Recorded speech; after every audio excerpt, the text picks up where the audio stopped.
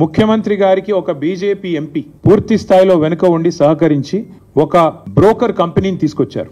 ఆ కంపెనీ పేరు trust investment advisers private limited అనే పేరుకు మర్చెంట్ బ్యాంకర్, బట్ చేసేది బ్రోకరేజ్. వారు ఈ కాన్సెప్ట్ వారికి చెప్పారు, మీకు ఎఫ్ఆర్బిఎంను బైపాస్ చేస్తూ మీకు డబ్బులు తెచ్చిస్తాము, మీరు దానికి గాను మాకు డబ్బులు ఇవ్వండి, ఆ తర్వాత మీ ఇష్టం ఉన్న వాళ్ళకు భూములు అమ్ముకోండి. ఇది ఓవరాల్గా స్కీమ్. దీనిలో అన్ని నిబంధనలు మొత్తం అన్ని చట్టాలు నిబంధనలు సుప్రీంకోర్టు తీర్పులు అన్నిటినీ తుంగలో దొక్కారు. ఆర్బీఐ గైడ్ లైన్స్ను కూడా తుంగలో దొక్కారు. ఎట్లా? I will explain to you. ఈ ట్రస్ట్ ఇన్వెస్ట్మెంట్ అడ్వైజర్ అనే కంపెనీ వారికి రాష్ట్ర ప్రభుత్వం ఇప్పటికే 170 కోట్లు, దాదాపు 170 కోట్లు, 169 కోట్ల చిల్లర వారు ఇప్పటికే లంచం రూపంలో చెల్లించారు. వాళ్ళు సరే దాని కమిషన్ అంటారు, నేనైతే పక్కా చేసింది నేరం కాబట్టి లంచమనే అంటున్నా. ఆ ట్రస్ట్ ఇన్వెస్ట్మెంట్ అడ్వైజర్ వాళ్ళు ఇంకొక ఫైనాన్షియల్ అడ్వైజరీ సర్వీసెస్ ఫామ్ని ముంగట పెట్టారు.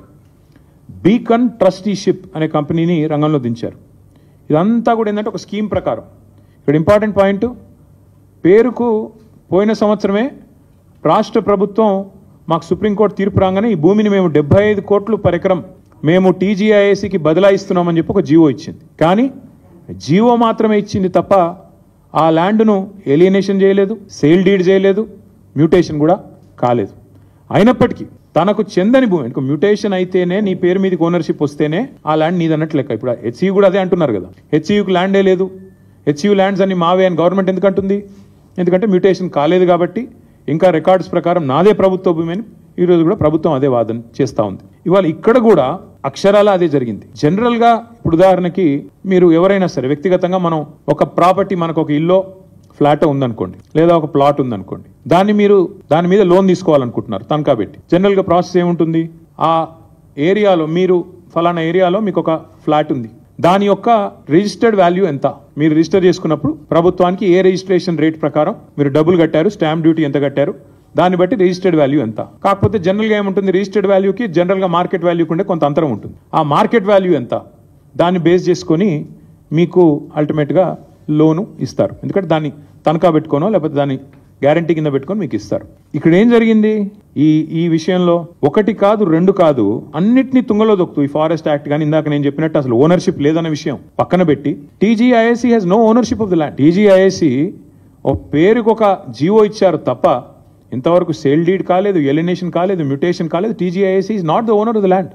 కానీ ఆ ల్యాండ్ను టీజీఐఏసీ, ఇక్కడ నేను ఊరికనేది మాట్లాడట్లేదు, this is the stamps and registrations department statement of encumbrance.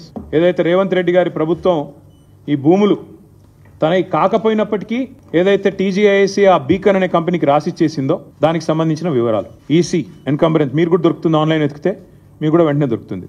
తనది కాదు భూమి, కేవలం జీవో ఉంది తప్ప ఈరోజు వరకు సేల్ డీడ్ కాలేదు, మ్యూటేషన్ కాలేదు. అయినా తనది కాని భూమిని తాకట్టు పెట్టి టీజీఐఏసీ ముఖ్యమంత్రి గారు అదేదో వారెవరో బ్రోకర్ సంస్థ చెప్పిన దాన్ని పట్టుకొని పెట్టేసినారు. పెట్టేస్తే జనరల్గా ఏమవుతుంది, లోన్ ప్రాసెస్ స్టార్ట్ అయ్యేటప్పుడు 3-4 విషయాలు చూసుకుంటారు. ఏ బ్యాంక్ అయినా కూడా ఏం చూస్తారు?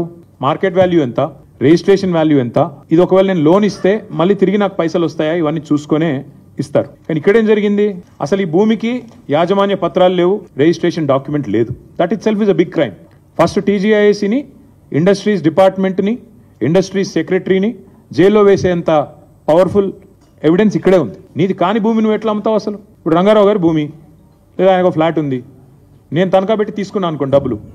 ఫస్ట్ ఆఫ్ ఆల్ ఎవడన్నా ఇస్తే వాడిది తప్పే అవుతుంది, నాది కూడా తప్పే అవుతుంది. ఆయన నాది కాని దాన్ని తీసుకుపోయి నేను పెడితే నాది తప్పే, ఇచ్చే ఇన్స్టిట్యూషన్ కూడా తప్పే అవుతుంది. అట్లాగే ఇక్కడ తనకు సంబంధం లేని భూమిని ఇవాళ రిజిస్ట్రేషన్ పత్రం లేదు, యాజమాన్య పత్రం లేదు, ఏది లేకపోయినప్పటికీ ఒక నామమాత్రపు జీవో, అది కూడా ఎప్పుడు ఇచ్చారు? 26/6/2024లో జీవో నెంబర్ 54 ప్రకారం ఇచ్చేస్తున్నాం భూములు అని చెప్పి పేపర్ మీద మాత్రం ఇచ్చేసినారు. పేపర్ మీద తప్ప తర్వాత ఫాలో అప్ లేదు, సేల్ డీడ్ లేదు, రిజిస్ట్రేషన్ లేదు, మ్యూటేషన్ లేదు, ఏది జరగలేదు. కేవలం టైటిల్ ట్రాన్స్ఫర్ కూడా కాకుండానే నాది అని టీజీఐఏసీ బ్యాంకుల దగ్గరికి, బ్రోకర్ల దగ్గరికి పోయింది. That is the biggest crime number 1.